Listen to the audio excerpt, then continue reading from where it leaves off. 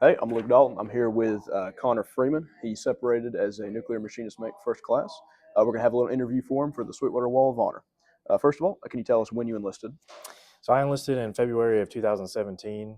Okay. And it was the Navy, correct? Yes, Did you the go U.S. straight Navy. into the nuclear program or were you selected for that? So I actually enlisted directly into it. I actually had to take a test before I joined to ensure that I was eligible for that program. So I went straight to nuke school first thing after boot camp. So it was quite a while before I actually got to my first boat. Very nice. How long was nuke school? So it's broken up into segments depending on which rate you are. I'm a mechanic, so my initial schooling was only 3 months. But for the electrical fields, their initial school is 6 months. And then after that, you do a 6-month course on reactor theory, physics, radiation, as well as a basic overview of all the systems. And then after that, you do 6 months on board a training vessel where you actually physically operate a nuclear reactor and get certified to operate in the fleet.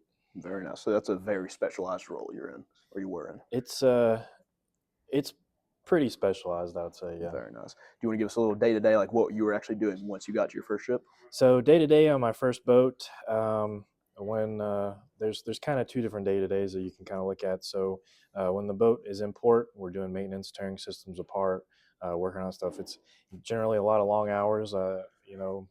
Don't go home until after dinner because we have to kind of hustle, get everything torn apart, put back together to go out to sea, and then when you're underway, it's kind of like Groundhog's Day.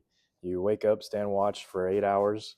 You're off watch for 8 hours, which generally you do some kind of training, training for yourself, training for junior sailors, cleaning, and then you have 8 hours to sleep. And that cycle repeats the entire time you're underway for the most part. Wow, that sounds like a lot. What got you into the military? Like, what made you join? To be honest, my first initial thought to join the military was because I didn't want to go to college. I was a senior in high school. I had completed a bunch of applications to college and been accepted to all the programs that I thought I wanted to do. But something told me that that just wasn't really good enough for what I wanted to do. And then I found out about the nuclear program in the Navy and how that could, I could serve my country and also build a good future for myself. Very nice. Now, so how long you were in there? A total of, I believe, 8 years. 8 years. I actually just got out in June of this year. Very nice. So, what are you doing now? Right now, I work at Oak Ridge National Laboratory at the Spallation Neutron Source, the operator in the target systems. Very nice. So, is there any particular memories or interesting events that happened during your time that you'd like to share? Um, for the most part, it was just the camaraderie.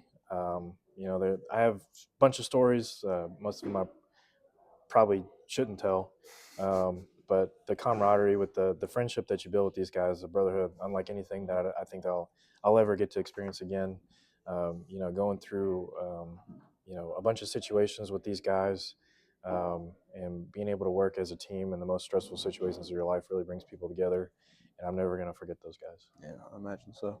Would you say was that probably one of the greatest lessons you learned? Was just how deep that camaraderie can go? I think really the greatest lesson I learned was probably teamwork. Yeah. That goes alongside with that camaraderie. Coming from Sweetwater, it's a relatively small area. I was exposed to a lot of people with a lot of different backgrounds, and learning to effectively work with these people day in and day out. I think that's probably one of the best things that you could ever do. That was really nice. Speaking of your time at Sweetwater, how was it? Do you have anything to reflect on your high school experience? So I never really played any sports. I did meet Okay. my wife here. She was a class ahead of me. Ah. So I met her here, but I didn't really play a lot of sports. My most memorable times is, hanging out with my friends, cutting up. I really liked my math and science classes, my agricultural classes with Mr. McKnight. But overall, I had a really fun experience here. So yeah, That was really good.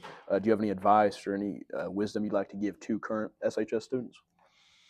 um, your future is quickly coming upon you.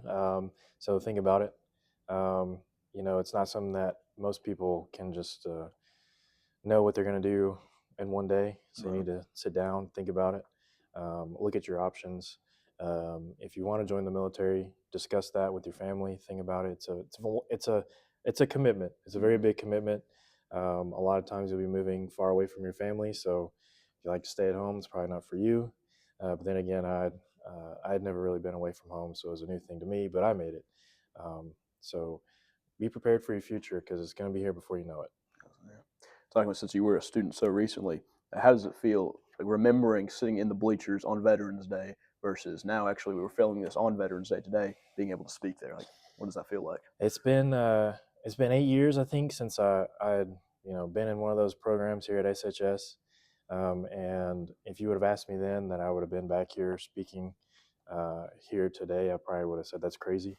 But it was definitely a great feeling to be back here and seeing people who were sitting in the same seats that I was sitting in, listening to stories and about service, and hopefully instilling some of those values in them to understand that the future isn't just on veterans and people that have served and the people that are serving, but everyday citizens that work and support those people day in and day out.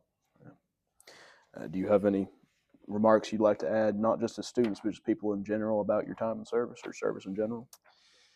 No, I think I pretty much summed it up. That was very nice. Well, Mr. Freeman, thank you very much for being with us. All right. And this is our entry for Connor Freeman for the Sweetwater Wall of Honor. All right, thank you.